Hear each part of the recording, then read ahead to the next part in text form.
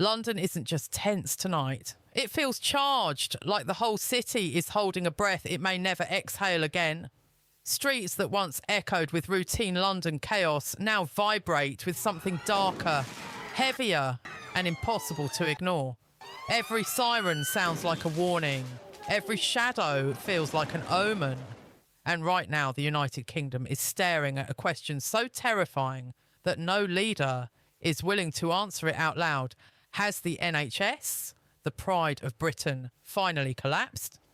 Because what's happening tonight doesn't look like strain or pressure or temporary disruptions. It looks like a system snapping in real time, the way metal groans right before it breaks. Across London, reports are hitting newsrooms faster than we can read them. Ambulances parked for miles outside hospitals that have literally shut their doors. Engines running, lights flashing, patients inside fighting for survival as staff wave them away because the wards are already overflowing. Breaking tonight. This is Britain, a G7 nation, watching its healthcare promise evaporate in a single night. But what's more chilling than the collapse itself is the reason behind it. Because according to desperate frontline workers who have walked off the job in tears, this wasn't sudden. This wasn't unforeseeable. This was warned about for months, for years, and ignored. Sources inside the NHS are calling it a slow-motion disaster, a catastrophe that didn't sneak up on anyone. It marched right toward Downing Street with flashing red lights while decision-makers looked the other way. And now the streets are shaking. Nurses crying openly, holding signs that read, "We can't save lives anymore." Doctors collapsing from 36-hour shifts. Families banging on locked hospital doors in the rain, begging for help that isn't coming. Tonight, London doesn't feel like a capital. It feels like a capital in crisis. And the one man the country is demanding answers from? Prime Minister Starmer. Nowhere to be seen. Downing Street is silent. The streets are exploding. And this was only the beginning. What happened next didn't look like a protest. It didn't even look like a strike. It looked like a nation rising. At 5:42 p.m, when the first wave of NHS workers stepped onto Westminster Bridge, police were prepared for chants, placards, maybe a few confrontations. What they got instead was a tidal wave of humanity stretching across the river and beyond, shaking the bridge under their feet like a living, breathing earthquake. This wasn't a gathering, it was a siege. By the time the front line reached Parliament, a senior police officer, unaware his body cam was recording, whispered 4 words that chilled every official listening in. "This is out of our hands." That was the moment authorities realised the truth. They hadn't just lost control of the protest, they had lost control of the capital. Inside Westminster, the atmosphere flipped from political routine to full-blown panic. Ministers were spotted sprinting down corridors carrying folders stamped with the words, "Critical failure scenario." The kind of documents that only come out when every backup plan has already failed. And outside, the streets were boiling, nurses sobbing, doctors shouting, paramedics carrying colleagues who'd fainted from exhaustion, families in the rain begging for entry into shuttered emergency rooms, the entire city moving like one furious organism, united by a single demand, answers. But instead of answers, they got silence. Because despite the chaos, despite the panic, despite the pleas, Starmer still hadn't stepped outside. Word coming from security sources said he had been explicitly advised not to appear, the risk of escalation too high, meaning the Prime Minister of the United Kingdom was hiding from the very people saving the country. And as that realisation spread, the emotional temperature in the crowd didn't rise. It detonated. The chants grew darker, louder, and more primal. The anger sharpened into something ferociously personal because this wasn't about funding anymore. This wasn't about reform. This was about survival. And the moment a paramedic in Trafalgar Square collapsed to his knees, screaming, "We can't do this anymore," the crowd didn't just hear despair. They heard betrayal. What happened next didn't escalate the crisis. It rewired it. Because just as the shouting peaked, as police braced for a push from the crowd, a sudden ripple of panic moved through the front line. A cluster of NHS workers surged forward, holding something above their heads. A large black folder. And they weren't whispering. They were screaming, "We have the proof!" Instantly, the crowd snapped toward them like a magnet. Police moved even faster, forming tight barricades, sensing the atmosphere shift from outrage to something explosive. But they were too late. Before anyone could confiscate the folder, a nurse, shaking, exhausted, voice cracking, opened it and began reading aloud. The crowd went silent. These weren't ordinary documents. These were classified warnings. Pages of internal NHS alerts detailing collapsing emergency rooms, vanishing staff, and a predicted breaking point for this exact week. And then came the line that set London on fire. Downing Street acknowledged receiving these warnings, Potro, and took no immediate national action. For a split second, the entire protest froze. Then the silence shattered. A roar erupted from every direction. A single chant rising like thunder, rolling across the capital. He knew! He knew! He knew! It was the moment the movement stopped being a protest and became a reckoning.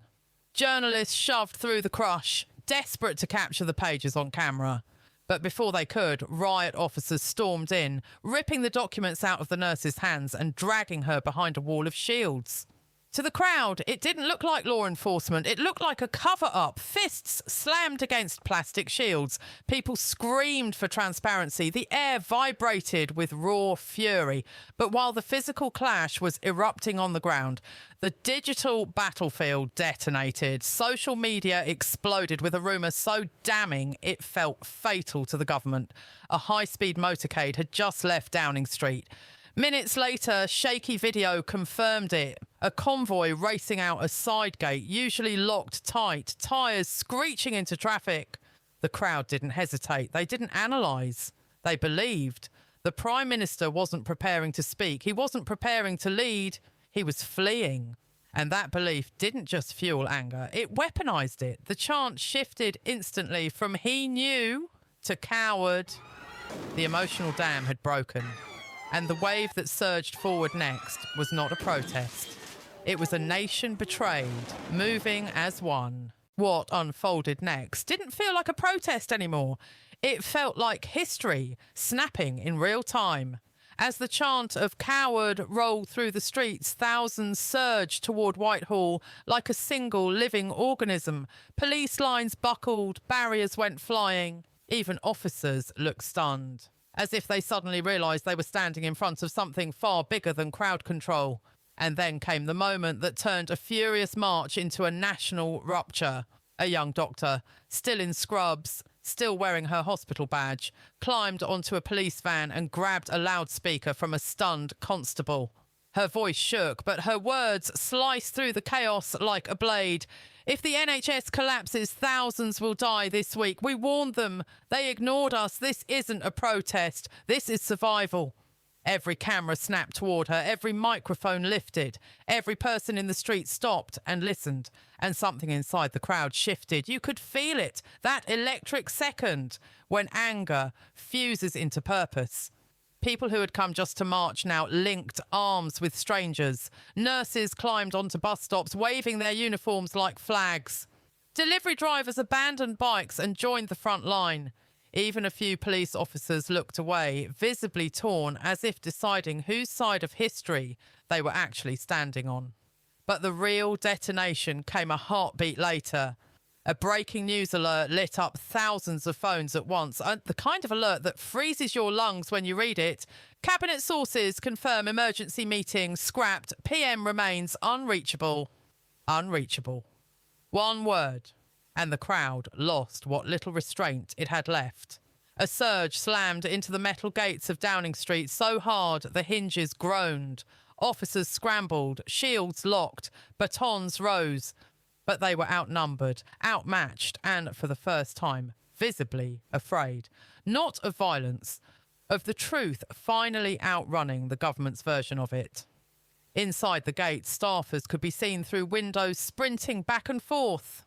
Lights flicked on in rooms usually dark at night. Papers were being moved. Fast, too fast. To the crowd, it looked like evidence disappearing. Phones shot into the air. Live streams exploded. Millions across the UK watched the chaos unfold in real time. Reporters shouted questions toward the gates. Where is the Prime Minister? Is the government still in control? Has the NHS officially collapsed? No answers came. Not a statement. Not a spokesperson. Not even a denial. Just silence behind the iron gate and pandemonium outside them. And that's when the first push happened. A single, massive heave from the crowd. The gates groaned again. One more push, and the government's front door wouldn't just be breached, it would be symbolically toppled. The palace is now fully aware that the narrative has slipped out of their hands. William's sudden surge in public influence, his behind-the-scenes meetings, his rising moral authority. It's created a vacuum no one in government can comfortably control. And vacuums in politics, they never stay empty for long. Inside Whitehall, senior advisors are split into two camps. One insists William is a stabilising force, a figure who can calm the nation's anxiety. The other sees him as the perfect storm. A popular royal stepping into political gravity, even unintentionally, pulling the balance of power toward Buckingham Palace and away from Parliament. And this terrified camp, they start pushing for institutional safeguards, a polite British phrase meaning put the future king back in his lane immediately. But while they debate, the public does something unexpected. They rally harder. Hashtags explode. Editors run bold headlines. Citizens begin demanding more visibility, more speech, more leadership from William, not less. Suddenly, the government isn't facing a hypothetical threat. They're facing a full-blown constitutional headache fueled by millions of emotionally charged people. And William? He's now standing at a crossroads so sharp it could cut through the entire system. One path keeps him the dutiful heir. The other transforms him into the most influential royal voice since the reign of Queen Victoria. And the world watches, breath held, as he steps toward the microphone again. Because whatever he says next won't just be a statement. It'll be a turning point, a quiet revolution dressed in royal blue. If this unfolding power struggle has you hooked, then don't blink now. Hit subscribe, smash that like button and drop your thoughts in the comments, because this story isn't just news. It's history rewriting itself in real time. Stay locked in. More explosive chapters are on the way. If this unfolding power struggle has you hooked, then don't blink now. Hit subscribe, smash that like button, and drop your thoughts in the comments, because this story isn't just news. I mean, it's history rewriting itself in real time. Stay locked in. More explosive chapters are on the way.